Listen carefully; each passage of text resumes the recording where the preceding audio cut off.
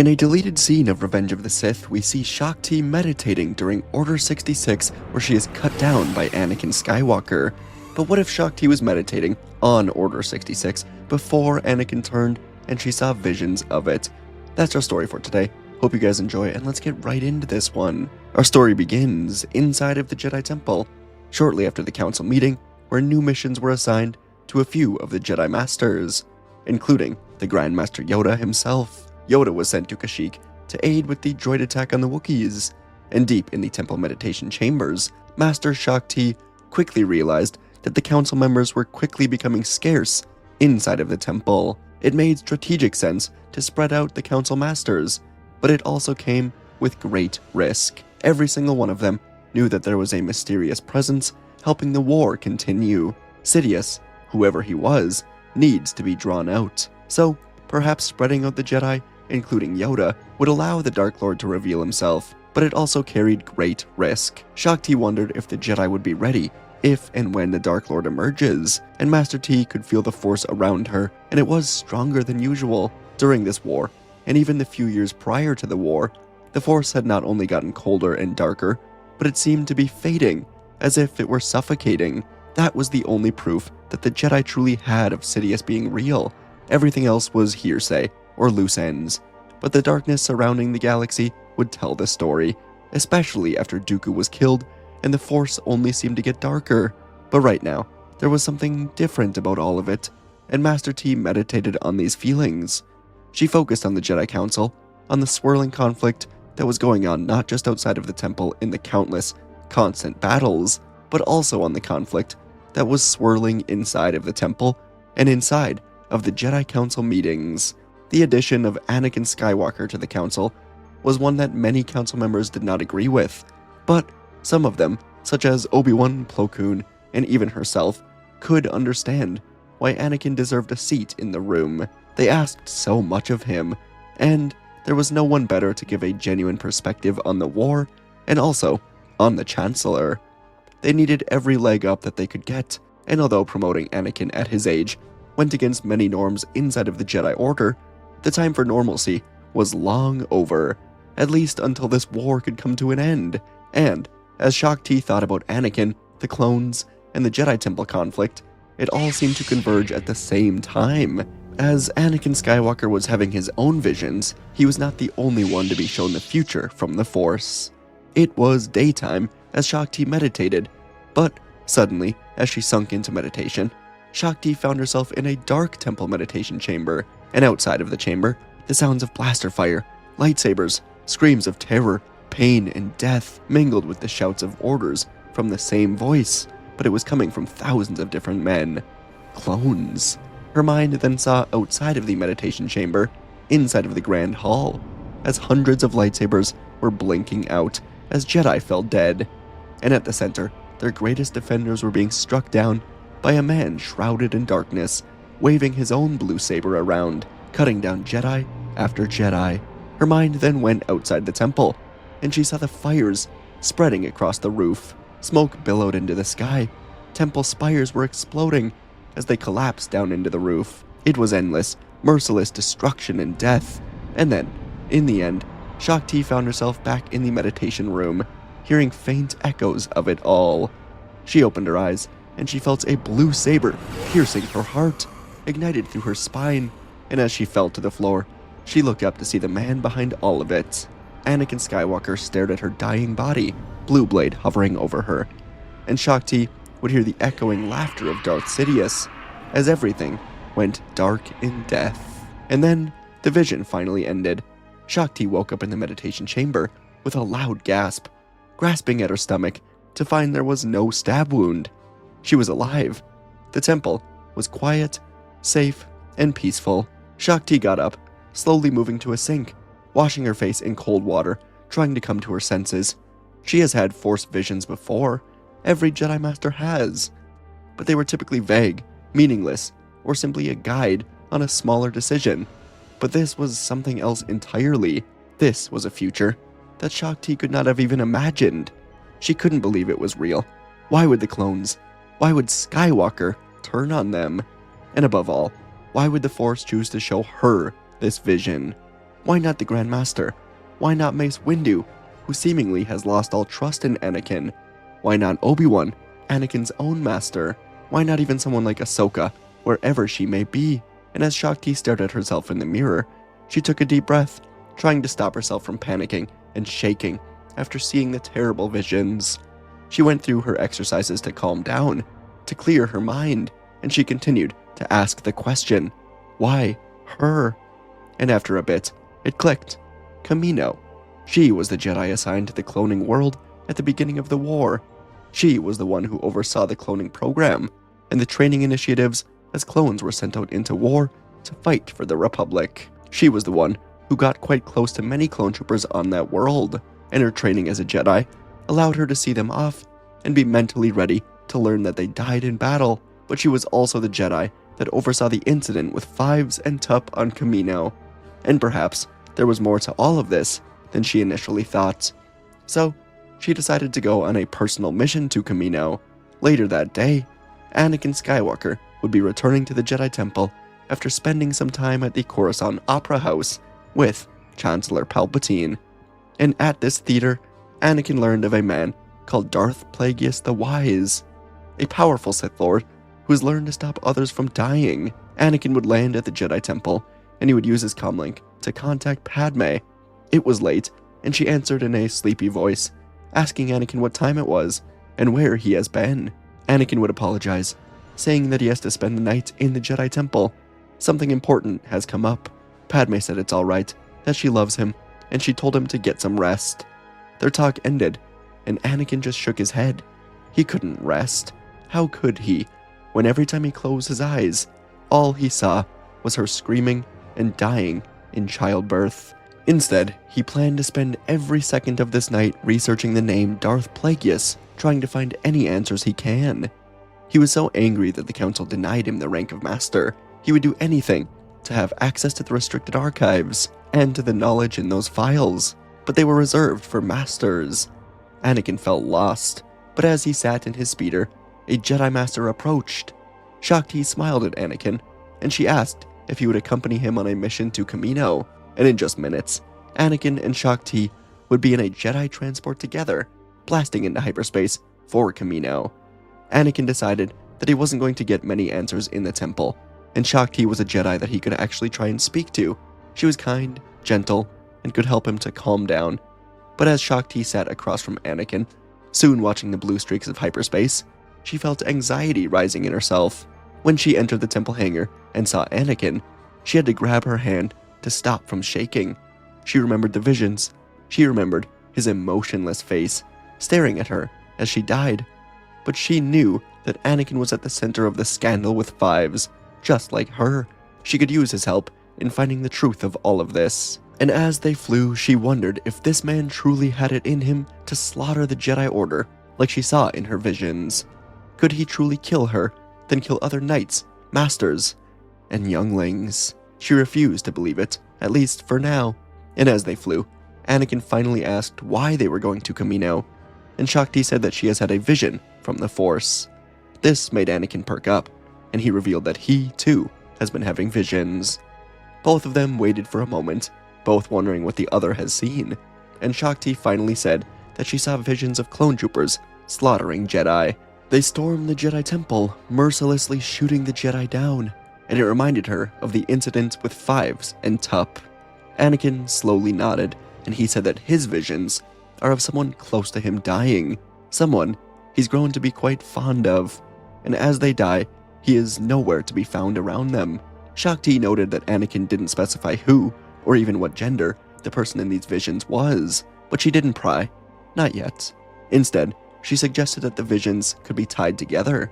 Perhaps, in Anakin's vision, he is not with this person because he was involved in the Temple massacre. Anakin nodded as well, and he said that maybe the clones were able to kill him, and that is why he was not with this person.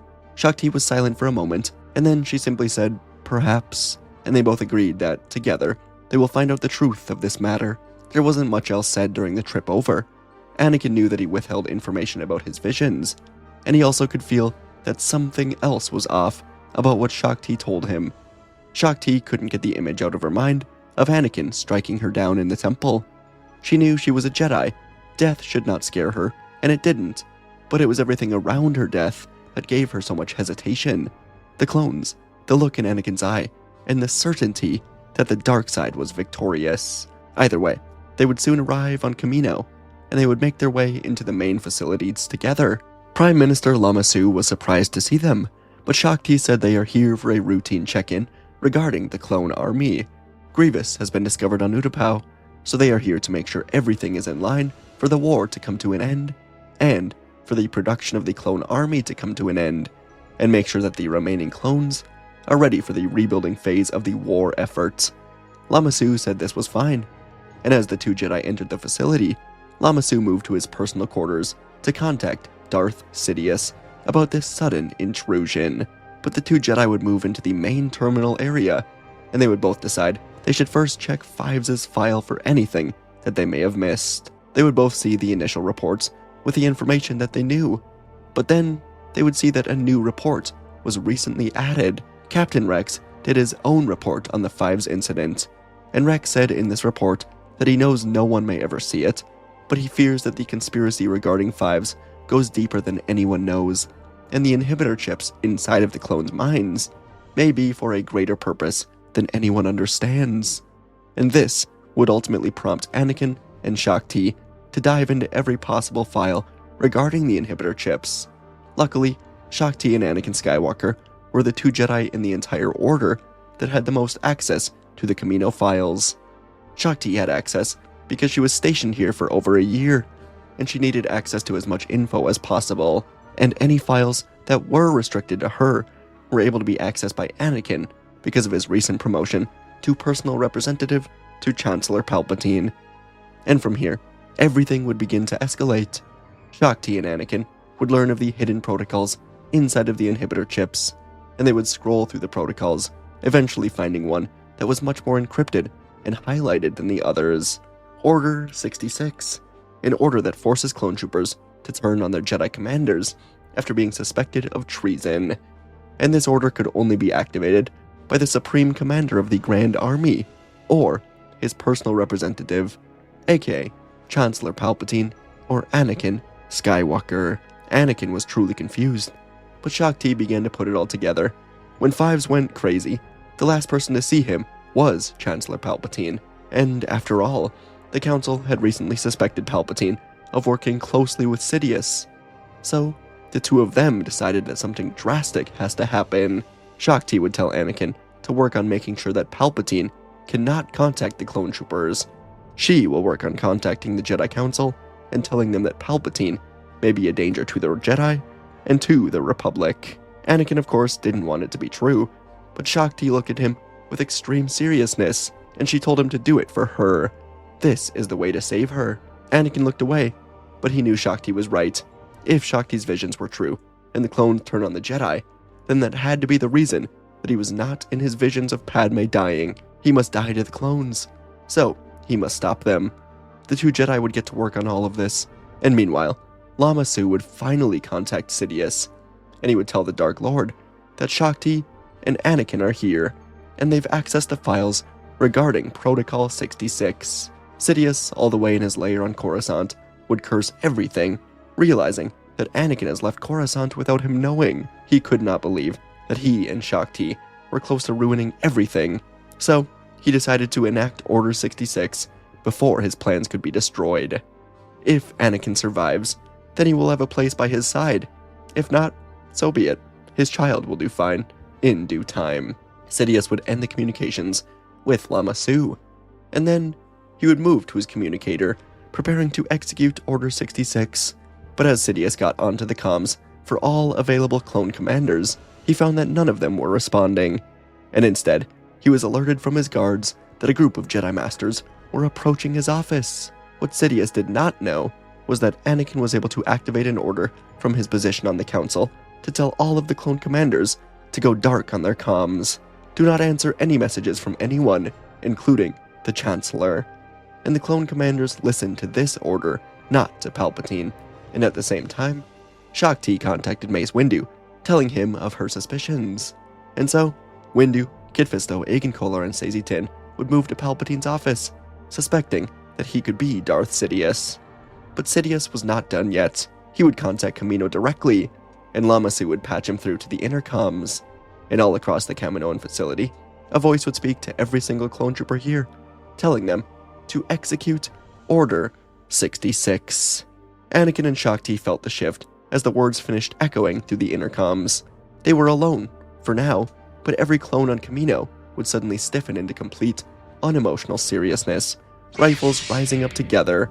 The storm outside of the facilities was now heavy with rain and thunder, but there was now a storm in the facility as well, inside the minds of the clones, as they quickly became worse. Anakin and Shaak Ti ignited their blades as the doors opened, and the clones ran in, firing without thought, needing to kill the Jedi.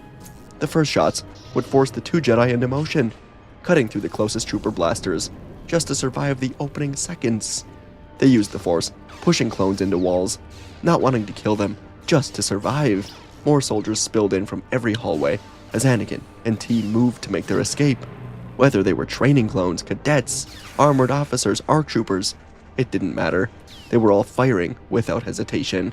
The Jedi fell back into the cloning chamber, where deflected blasts were moving through the room. Shattered pods would fall to the floor, and Anakin and Shaak Ti leapt between platforms, pushing attackers off of the catwalks, one after another. But the clones were coming in constant waves. Their retreat only got harder as they entered the training area, where dozens of soldiers descended from the rafters, firing mid-air. Anakin would bring the entire structure down with a violent pull of the Force. Shaak Ti would then pull him into a maintenance corridor before the debris could crush them both. By the time they did reach the hangar, alarms were painting the halls red. A full regiment would block their path, forcing them to cut through the blast door and find a new way out. Finally, they would reach the hangar, but they would see their ship, and a rocket from a nearby clone commando would tear their ship apart in a burst of flames. So, instead, they had to sprint to a nearby clone transport. Getting inside, as more blasts flew past them, Shaak Ti was hit in the back shoulder. She fell down just as Anakin finally closed the doors, forcing the gunship off of the platform. He took off, but a grapple line latched onto the underside, and another rocket was fired into the engines. The ship blasted free of the grapple, but the engines were shot. Anakin told Shaak Ti to brace for impact. The transport descended down into the water, disappearing with a heavy crash into the waves. Clones would search for them, but trying to get through the waters was nearly impossible, and the two Jedi were deemed dead. The ship would sink to the bottom of the ocean, but across the galaxy, their warning to the Jedi would bring them victory. Without Order 66 working, Sidious would fall to the combined assault of Mace Windu and Kit Fisto. After Tin and Kolar were of course killed immediately, without really any effort or hesitation, just struck down. Kenobi would destroy Grievous on Utapau, and the war would be able to come to an end. But as things were wrapping up, as the Sith and the Cyborg were destroyed, Windu and the others would receive word about what happened on Kamino as they received a faint distress call from the oceans. And in the bottom of the ocean, Anakin and Shaak Ti were on a limited supply of oxygen inside of their crashed ship. There was a small hole where water was filling up in here, and they didn't have oxygen pieces to have time to swim to the surface. This was likely their end, and as Anakin sat in the ship, he would admit that it was Padme Amidala who he saw in his visions. Anakin admitted he would do truly anything for her, and he decided to spend his final hours talking and thinking all about her. Shaak Ti realized that perhaps Anakin turned to the dark and aided the clones to try and save her, but she didn't tell Anakin now that he was in her visions. There was no point. Both of them could soon feel a faint light in the Force, as they would realize that the Jedi may have won after their warnings. And as the time went by, the water would soon reach their necks. Shaak Ti told Anakin the Force is with him, even in death. Anakin accepted that he was going to die, and he was content, knowing that the galaxy was safe. They both closed their eyes, but then a light shone through the window of the ship. A rescue team was here, and together, Obi-Wan Kenobi and Commander Cody would cut through the doors, quickly giving the two Jedi oxygen masks that they could wear to make their escape through the water. Anakin was beyond relieved as they got into the ship, and Obi-Wan told him that this makes up for all of the times, including Cater Nemoidia, that Anakin saved his skin as they would escape Kamino, as Mace Windu and Plo Koon entered the Kaminoan facilities with a squad of clone troopers, arresting Lama Su, forcing him to shut down Order 66 on this world. In the end, Anakin and Shaak Ti would both be in the facility for their own injuries, as Padme gave a safe birth. Anakin would thank Shaak Ti for everything, as Padme would safe. And on Naboo, Anakin would invite the entire Jedi Council to a celebration for the war ending, and every one of them, including the ever-grumpy Mace Windu, would come out and enjoy a lovely night of fun before the next stages of rebuilding and reform would come along. Ahsoka was here as well, as Maul was in custody, and a group of clones including Rex and Cody would show up. And as the Jedi allowed themselves some enjoyment, Anakin and Padme looked on with the twins, and they knew the galaxy was in good hands. There would be true peace that Padme and Anakin always dreamt of, and Anakin would thank Shaak Ti for everything, saying none of this was possible without her. Shaak Ti nodded to him, knowing there was more to her visions than Anakin would ever know. But that was alright, because they won. The light was victorious. And folks, that is our story. Anyways, I enjoyed this. Shaak Ti, fun character. I've written about her a few times recently, I think. I mean, not like in the title of videos, but she's just been included in a handful of videos, considering she's one of the few Jedi Masters we see, in the temple during Order 66. So, yeah. Anyways, that doesn't matter because this video wasn't... I don't even know where I'm going with this. My mind's all over the place. This was fun. I enjoyed it. Shaak Ti, cool character. Brought him to Kamino, and I thought, hey, what if we just executed Order 66 on, like, one world? That'd be fun. So I did it, and it was fun. Fun. Word of the day. Anyways, appreciate you guys. Shout out to you all. Yeah, 3 years. I just got a notification today. 3 years on YouTube.